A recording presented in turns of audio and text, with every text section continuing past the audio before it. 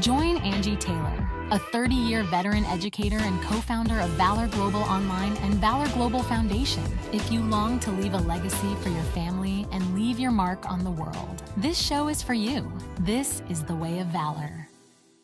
Hey, friends. Welcome to the Way of Valor. I am your host, Angie Taylor, and I am incredibly honored today to have our next guest joining us. I've literally followed him for years, have learned at the feet of this guy. He has a profound ministry.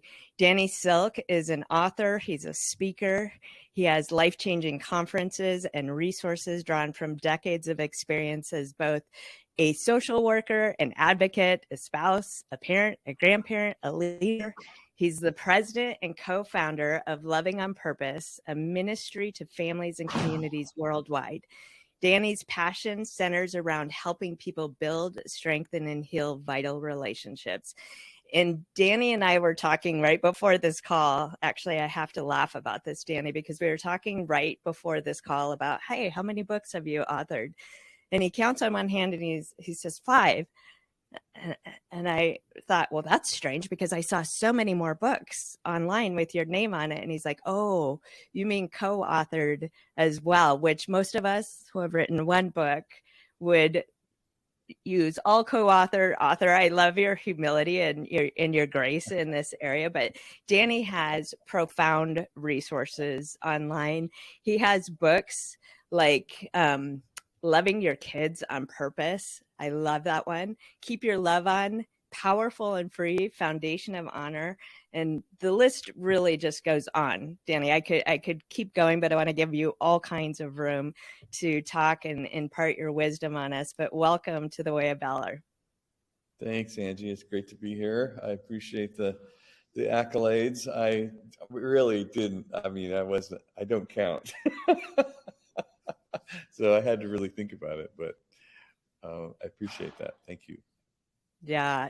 So Danny, you have a profound ministry. I've had the good pleasure of, in recent years, getting a little more close up to your ministry through your daughter and her grandkids and your grandkids who actually attend Valor. And what I can tell you that is always the testament to your legacy are the things you're teaching being handed down from generation to generation. That's the hardest thing as a leader. I know, as somebody that runs schools, is like, but how are my kids doing? And I can attest to firsthand the privilege of knowing your daughter, Brittany, and son-in-law, Ben, and your grandkids, the profound impact that your life and legacy has on them. And I just am curious, how has that happened for you? Because I think that's what every parent and leader longs for. I wish I could say I did it on purpose, like it was some strategic plan of mine, but I think it's the fruit of just paying attention to what God has called you to do, who he's called you to be, just doing everything you know to do to be faithful in that line of destiny, having the courage to follow him when it's sacrificial or scary, making hard decisions that alter forever, giving something up. What you think is you're giving something up to obey, and it translates into more than you could ever ask, think, or imagine. Just a series of those things, and protecting your connection with your kids through all of that. So as long as I prioritize that connection, that we're going to find ourselves moving together as a pack down this line of destiny. Man, that's so good. And I do think that that's so important for us to understand that idea of, first that authenticity in my relationship with God and obedience to the call, because what they see happen in your home is what they repeat, not what you say. But then that push to keep connections with them. You have a book, your whole ministry actually is called Loving on Purpose, but your book called Loving Kids on Purpose. And every parent I know loves their child, but not every parent loves their child on purpose. And so I would love for you to define the difference in I love my child, of course I love my child, to I love my child on purpose. I think again and again, that on purpose piece speaks to you have a choice. You have a choice with how you respond. You have a choice with the goal in mind. You have a choice with the impact that you have. You as a parent, it's kind of scary how much freedom you have. I mean, that child really can't fight back. There's just you're a dictator in so many ways. This child is trapped in your country, and they just are going to experience your government and your authority. The spirit of your culture, they're going to just live in what you create. So if you don't have some purpose that is to build and to encourage and to empower them to be thriving children, if you don't have that purpose in mind, then essentially they're just going to catch what you have left over from giving it everywhere else. You can call it love, but really it's more like responsibility. I responsibility to my children instead of I love them on purpose. And it's sad when people pour their life into parenting their children, and then it all blows up when their kids are teens because the kids have turned into guerrilla soldiers who are now fighting back against the tyranny of the culture of the family. And you're like, yeah, that's a bummer, but that's because they grew up in an environment where there was no real purpose given to the relationships and the quality of the relationships and the strengthening of the relationships. So on purpose means I had a plan to bolster my connection because we were going to need it. I love what you're saying, and I think it's really important. I am curious, though, because, and I'm sure you've encountered this too, where parents have their own traumas, own wounds from the past.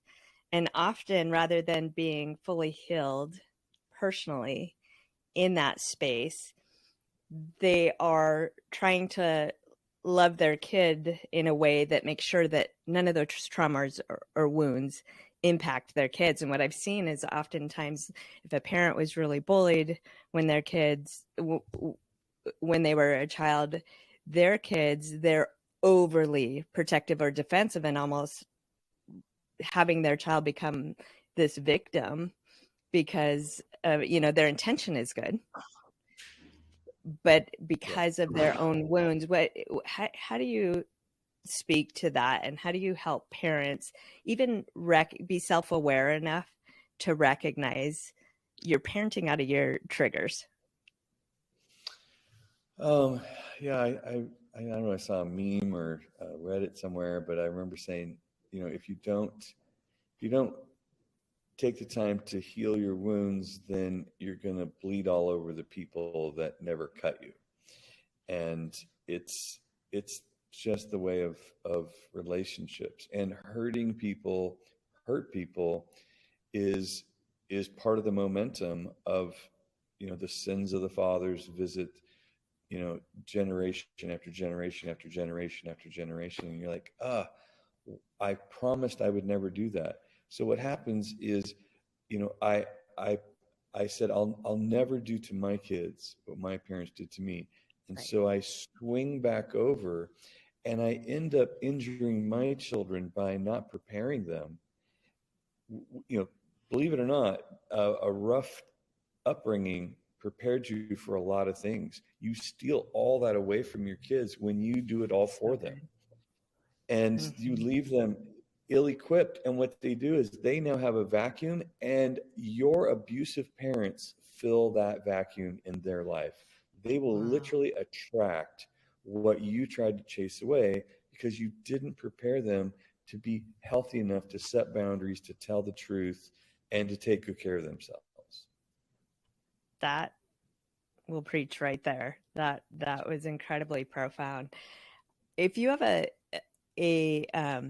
family right now, and I think we have a lot of families in our country that are in a place of, man, we're just trying to figure out, our family's a mess and we don't even know where to begin to try to pull things together. What would your top three pieces of advice be for them? Um, I think it's got to start with, do a good job with you. Do a good job with you. You're the leader. So, the family's going where you're going. And if you're going in the tank with fear and uh, anxiety, the results of anxiety, which is depression or hopelessness, or you're just negative. You just have this constant kind of complaining thing about what's not working for you, and you just act powerless or whatever. Your whole family's going into that, and that becomes the culture of your environment. So do a good job with your heart. Do a Okay. good job with uh, staying connected to power, love, and a sound mind. Stay connected in that. Make sure that love and hope is your counselor and not fear and hopelessness. So good. Uh, I would say lead in that. Make sure that you listen well to the people around you, especially your kids. Do it. Be the best listener in the conversation, and protect that connection, because you're going to need it when the chips are down, when your kid introduces a new thing they're learning in life. It's going to scare you, could possibly hurt you. Hang on. Hang on, Mhm. protect that connection. Likewise, teach them the value of the connection by demonstrating the value of the connection. Yeah, that's really good. And how about, we talked at the beginning of loving our kids on purpose. And I think a lot of parents have in their minds of, I'd love to be able to keep the mom home and just be mother, but our finances won't allow that. I'd love to put my kids in a private school, but our finances won't allow that. I'd love to spend more time with our kids, but I have to travel for work. And, like those are very real things that families are dealing with every day. And how do you help families understand how to build a culture in their home where their family is priority despite the financial burdens that we hold today, especially in our current economy? So much of our behavior flows out of our priorities, and we can say with our mouth that our priority is my relationship with God, but I can tell by your calendar and your checkbook really where all your priorities go. And if there's no plan, if there's no purpose behind protecting those priorities, then other people's plans and priorities and other people's decisions will dictate the quality of what you end up living in. So I would say for starters, you've got to know who God has called you to be, what God has called you to do. Are you getting your instructions from Him? Because if He says, I want you to go there, I want you to spend money there, I want you to prioritize that, and you do, here comes Yeah, heaven. so Here comes true. heaven.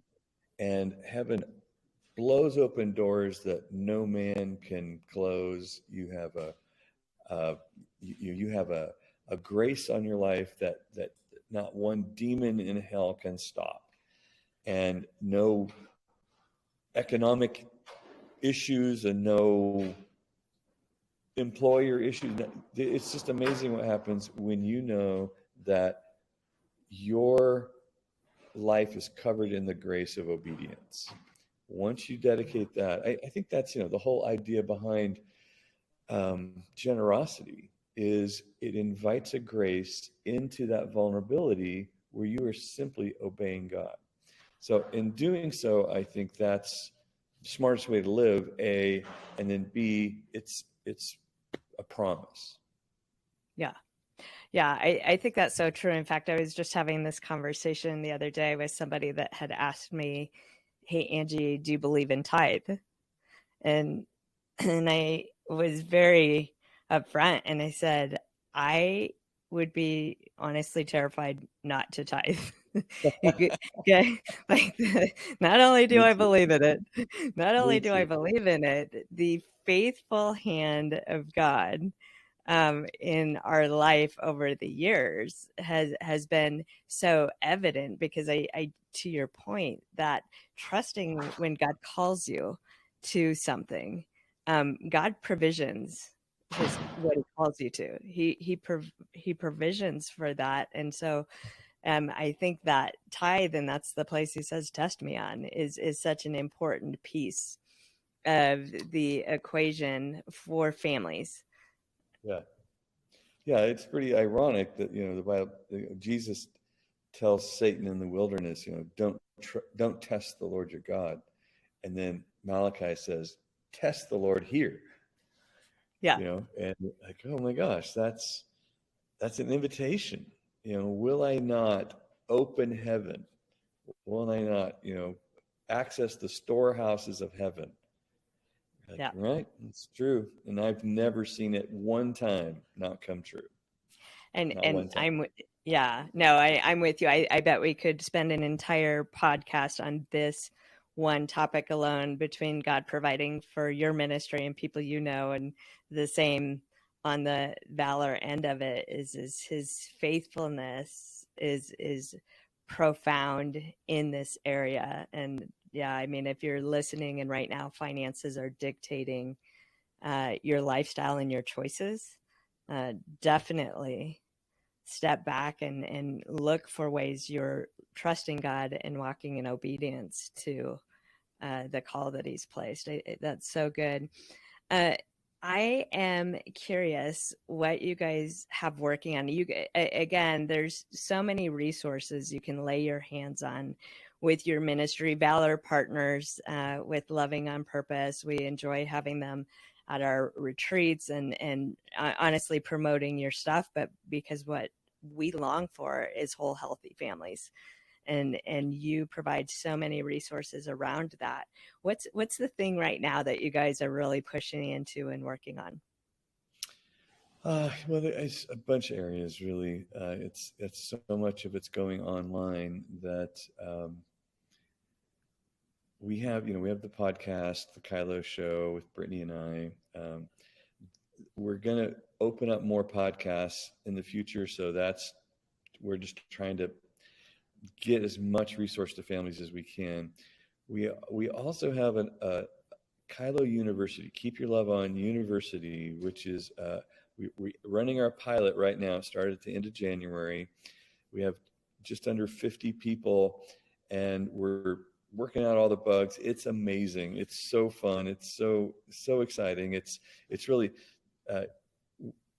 managing or strengthening the connection between me and God, between me and myself, and me and others.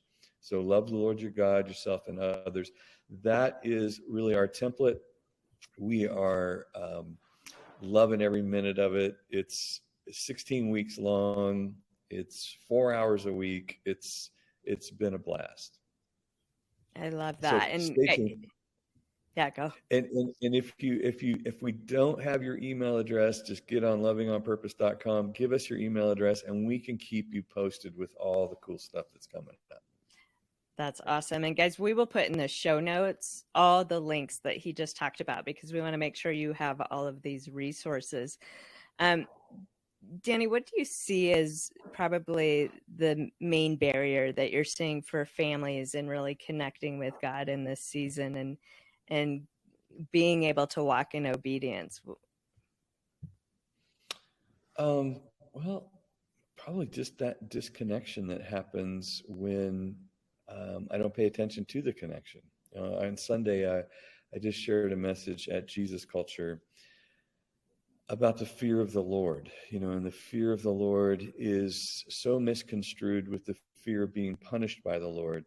And it's really the fear of being disconnected from the Lord. And I think that seems to have left our hearts as a nation, that we are just not tending to what's important to him, what he's doing, what grieves him, or what disconnects us from him. And so I think getting back to just really the fear of the Lord, any healthy relationship grieves in disconnection, and there are certain things that I'm aware of. If I do this, I will disconnect. Sherry and I have been, we're 39 years this year, and I have a fear of Sherry, right? I walk in the fear of Sherry, meaning I'm not afraid she's going to punish me. I'm afraid of losing my connection with her. So I make decisions that manage that connection. I mean, I have all these choices and all these freedoms. And as a young man, I tried to prove that you don't control me, woman, you don't control me. And so I did things knowing that it would injure our connection to prove that I was free. Well, I wasn't free. I was dumb. I was injuring the relationship to be selfish. And so my drop-down menu as a wise man has come down to, I only allow these things in all my choices. I only allow these things because I will not sacrifice my connection with Sherry for any of those so-called freedoms. And the same thing goes with my relationship with the Lord. He doesn't control me.